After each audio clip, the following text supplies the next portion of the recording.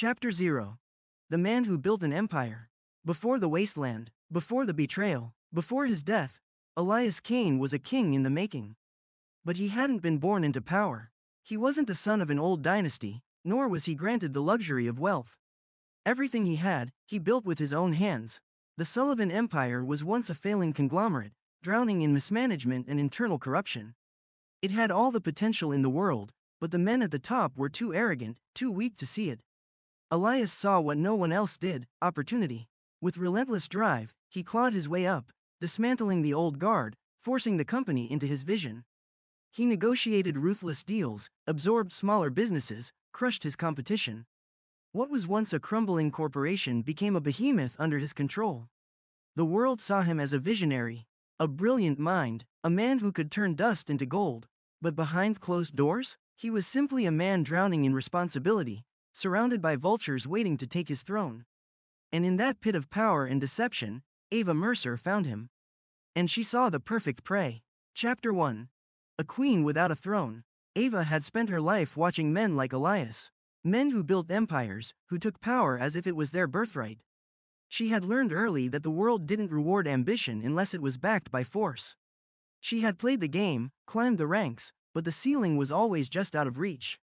Until she met him. Elias Kane wasn't like the other corporate titans. He wasn't born into this world, he carved his way into it. He had power not because it was given to him, but because he had fought for it. And she wanted that, but Ava wasn't foolish enough to challenge him outright. She would take everything from him, but she would do it slowly. Carefully. She didn't want to destroy the empire. She wanted to take it for herself. Chapter 2.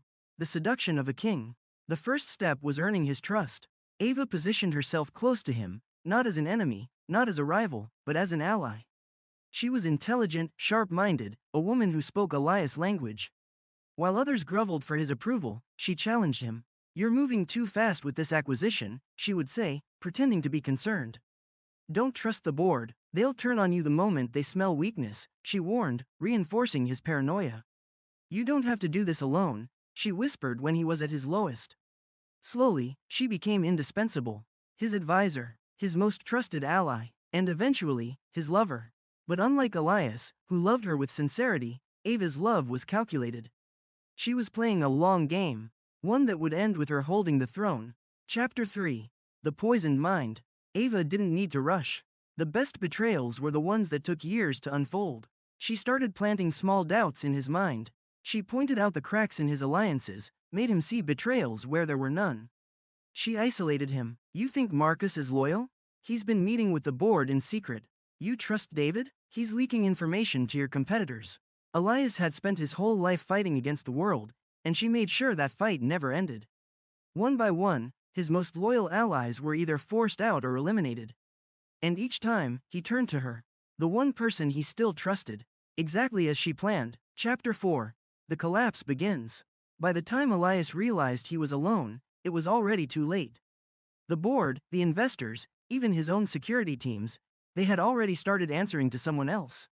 To her. But the final blow had to be perfect. Elias was a survivor. If he sensed the attack coming, he would fight back.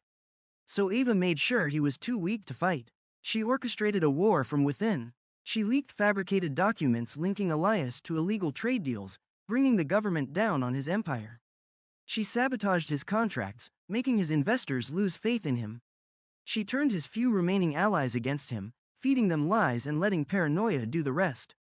And when Elias was at his weakest, exhausted, overworked, drowning in the fires of a collapsing empire, she stepped in. Chapter 5.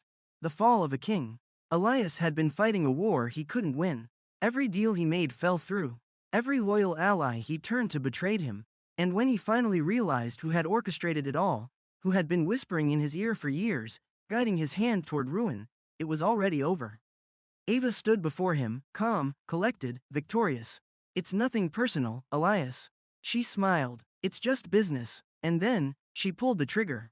The last betrayal, pain, that's all he could feel. The pavement beneath him was slick with his own blood, the rain doing little to wash away the warmth that seeped from his broken body. Above him, the dark sky churned like an omen, a cosmic witness to his impending end. And standing over him, was her.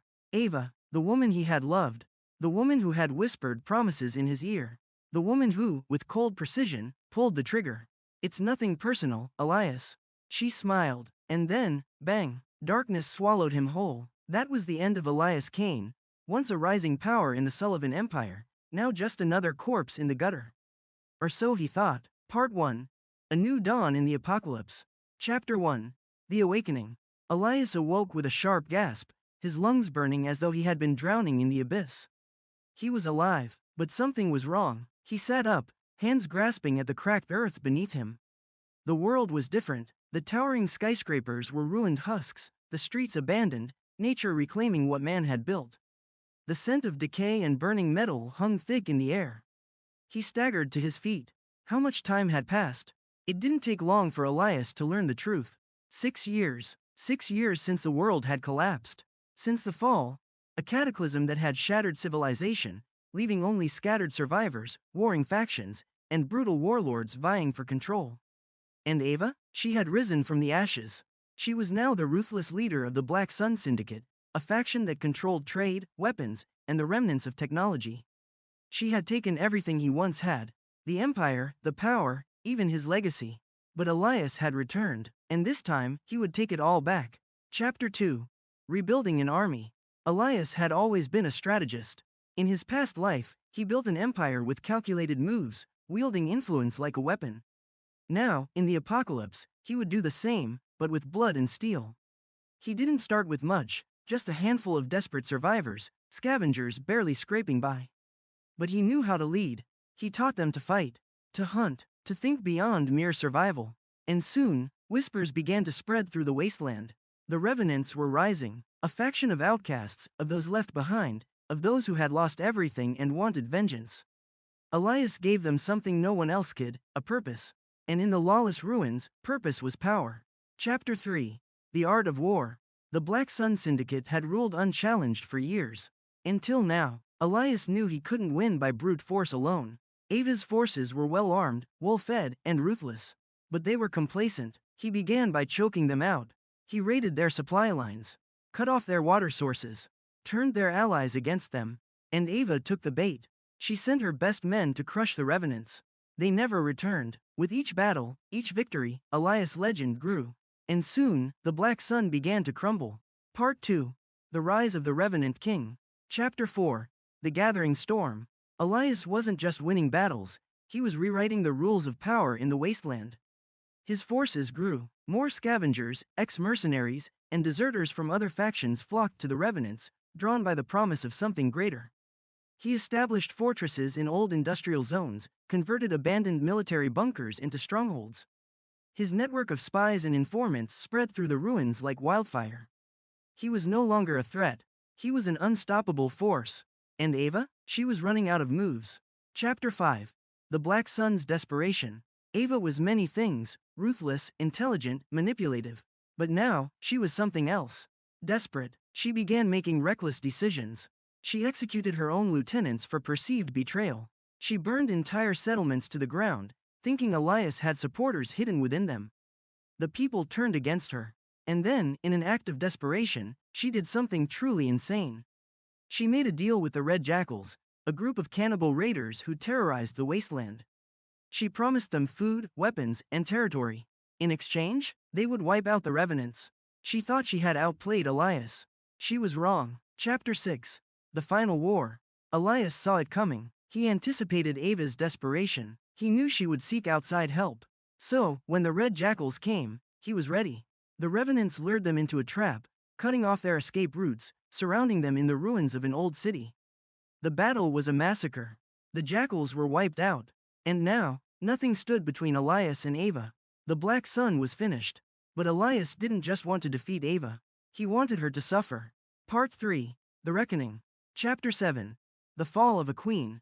Elias marched into the Black Sun's stronghold, unopposed. Her forces had already surrendered. Ava stood alone, the woman who had once commanded an empire now reduced to nothing. She looked at Elias, and for the first time, she was afraid. "You should be dead," she whispered. Elias smirked. "And yet, here I am." Ava reached for a weapon. Elias didn't even flinch. He knocked the gun away effortlessly, slamming her against the wall. Let me tell you a story, Ava, he murmured. It's about a woman who betrayed the wrong man. She trembled. You can't kill me, she whispered. You still love me. Elias stared at her for a long moment. Then, he smiled. You were right about one thing, Ava. Her breath hitched. It was never personal. And then, he pulled the trigger. Epilogue. A new era. With Ava and the Black Sun gone, Elias Kane stood atop the Wasteland as its undisputed ruler. He didn't just survive. He didn't just get revenge. He became the future. The Revenants established order in the chaos, controlling trade, law, and expansion. And Elias? He watched as new threats began to rise from the shadows. A new war was coming. And this time, he was ready. Because Elias Kane was no longer just a survivor. He was the Revenant King. And no one, would challenge him again. The end, for now.